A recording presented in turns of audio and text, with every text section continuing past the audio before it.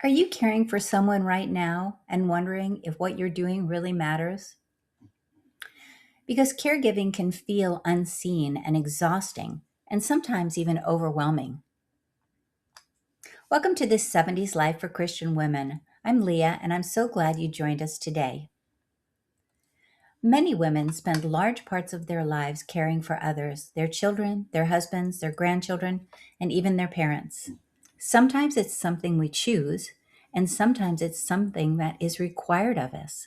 But I want to remind you today, your caregiving is not unseen. It matters more than you realize. Let me share a few real life examples of what this looks like. One of my prayer partners, Vilma, is caring for her mother who's almost 90 years old. Her mom has some independence, but in most things, she relies on Vilma's care. It's not easy, but she cares for her with love and patience. Another friend cares for several of her grandchildren.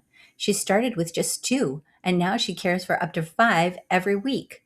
She loves it. For her, it's not just a responsibility, it's a calling. And then there's my friend Mary. When her mother passed away, she became the primary caregiver for her brother who has Down syndrome. She gives him the love and attention he needs, even though it can be exhausting. And as he gets older, his needs are increasing. But she keeps showing up.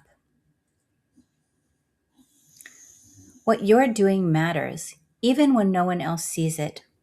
The Bible is filled with stories of caregivers, and some you may not have even thought of as caregivers. But then again, your caregiving may not look like anyone else's either. Some examples are Martha, who cared for Jesus, the disciples, and many other visitors to her home. Rahab, who cared about her family so much that when the spies visited, she asked them to protect her family. Moses' sister Miriam, who followed his little basket down the Nile River until he was safely taken in by Pharaoh's daughter. The Good Samaritan, who happened upon a complete stranger who had been injured and used his own time, money, and resources to care for him. And Ruth, who left her homeland to care for her mother-in-law Naomi. And I can't wait to share with you more in a future episode about Ruth and Boaz, her kinsman redeemer, who foreshadows Jesus, our own kinsman redeemer.